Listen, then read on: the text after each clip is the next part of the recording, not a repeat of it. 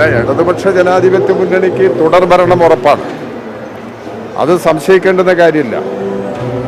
കഴിഞ്ഞ ഒരു 9 വർഷക്കാലത്തെ കേരളത്തിൻ്റെ അനുഭവങ്ങളെടുത്ത് പരിശോധിച്ച് കഴിഞ്ഞാൽ ഇടതുപക്ഷ ജനാധിപത്യ മുന്നണി ഗവൺമെൻറ്റും UDF ഗവൺമെൻറ്റും തമ്മിലുള്ള വ്യത്യാസം ജനങ്ങൾക്ക് നല്ല നിലയിൽ ബോധ്യപ്പെടുന്നതാണ്. മാത്രമല്ല, കേന്ദ്രത്തിൽ RSS സംഘപരിവാർ ശക്തികൾ നേതൃത്വം നൽകുന്ന ഗവൺമെൻറ് അധികാരത്തിൽ തുടരുകയാണ്. ഈ രണ്ട് ഗവൺമെൻറ്റും തമ്മിലുള്ള വ്യത്യാസം ജനങ്ങൾക്ക് ബോധ്യമുണ്ട്. ഒരു ബദൽ നിലപാടുകൾ മുന്നോട്ട് വെച്ച് പ്രവർത്തിക്കുന്ന ഒരു ഗവൺമെൻറ്റാണ് കേരളത്തിലെ ഇടതുപക്ഷ ജനാധിപത്യ മുന്നണി ഗവൺമെൻറ്. ആ ഗവൺമെൻറ് ഭരണത്തിൽ തുടർച്ച ലഭിക്കുമെന്നുള്ള കാര്യത്തിൽ യാതൊരു സംശയവും ഞങ്ങളെ സംബന്ധിച്ചിടത്തോളം ഇല്ല. ഈ സമ്മേളനത്തിൻ്റെ ചില പ്രത്യേകതകൾ പാർട്ടി സംസ്ഥാന സെക്രട്ടറി തന്നെ വ്യക്തമാക്കിയിട്ടുണ്ട്. ഭാവി കേരളത്തിൻ്റെ ഉത്തരവാദിത്വവുമായി ബന്ധപ്പെട്ട ഒരു രേഖ, ഭരണവുമായി ബന്ധപ്പെട്ടുകൊണ്ടുള്ള രേഖ ഈ സമ്മേളനത്തിൻ്റെ ഭാഗമായി അവതരിപ്പിക്കുന്നുണ്ട്.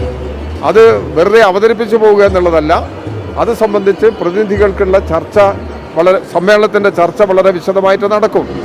അങ്ങനെ ചർച്ചയ്ക്ക് ശേഷം ഉരുത്തിരിയുന്ന അഭിപ്രായങ്ങളെല്ലാം പരിഗണിച്ചുകൊണ്ട് ഭാവി കേരളത്തിന് ആവശ്യമായിട്ടുള്ള നിലപാടുമായി CPIM മുന്നോട്ട് പോകും.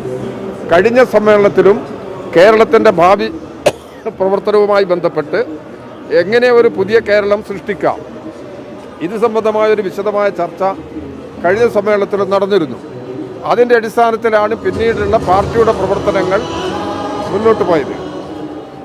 ഇപ്പോഴും അതിനുശേഷമുള്ള അനുഭവങ്ങളെല്ലാം വിലയിരുത്തിക്കൊണ്ട് പുതിയ രേഖ അവതരിപ്പിക്കുകയും ആ രേഖയുടെ അടിസ്ഥാനത്തിൽ ഭാവി കേരളത്തിന് ഇനി ശേഷിക്കുന്ന പ്രശ്നങ്ങൾക്ക് പരിഹാരം കാണുന്നതിനാവശ്യമായ നിലപാടുമായി മുന്നോട്ട് പോവുക എന്നുള്ളതാണ് പാർട്ടി ഉദ്ദേശിക്കുന്നത്.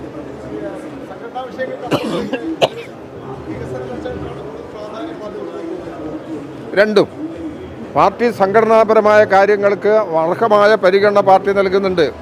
അതില്ലാതെ സമ്മേളനം നടത്തി പോകാൻ കഴിയില്ല. സമ്മേളനങ്ങൾ എങ്ങനെ നടത്തണം എന്നുള്ളതിനെ സംബന്ധിച്ച് നേരത്തെ തന്നെ നമുക്കൊരു മാർഗനിർദ്ദേശമുണ്ട്. കഴിഞ്ഞ 3 വർഷക്കാലത്തെ പ്രവർത്തനത്തിൻ്റെ അനുഭവങ്ങളെല്ലാം സമ്മേളനത്തിൻ്റെ ഭാഗമായി പരിശോധിക്കുകയാണ്.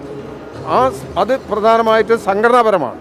ആ സംഘടനാപരമായ പരിശോധന ഒരു വിട്ടുവീഴ്ചയുമില്ലാതെ ഈ പാർട്ടി സമ്മേളനത്തിൻ്റെ ഭാഗമായി നടത്തും എന്ന് തന്നെയാണ് തീരുമാനിച്ചിരിക്കുന്നത്. അല്ല, അത് ഇടതുപക്ഷ ജനാധിപത്യ മുന്നണിക്ക് ഇപ്പോൾ നേതൃത്വം നൽകുന്നത് CPIM ആണ്. അതിലൊരു വ്യത്യസ്തമായ നിലപാടെടുക്കേണ്ടത് കാര്യമില്ലല്ലോ കേരളത്തിലെ ജനങ്ങളുടെ.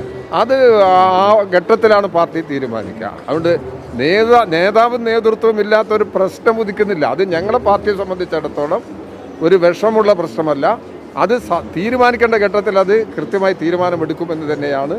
മുൻകൂട്ടി തീരുമാനിക്കുന്ന ഒരു ഏർപ്പാട് CPIM-നില്ല. പിണറായി ഇന്ന് കേരളത്തിലെ ഏറ്റവും ഉന്നതനായ നേതാവാണ്.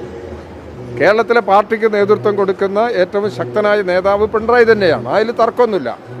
അതുകൊണ്ട് മുഖ്യമന്ത്രിയുടെ കാര്യം ഇവിടെ തീരുമാനമെടുക്കും എന്നുള്ളതല്ല. മുഖ്യമന്ത്രി അതിൻ്റെ ഘട്ടത്തിൽ ആരാവണം എന്നുള്ളത് അപ്പോൾ തീരുമാനിക്കും.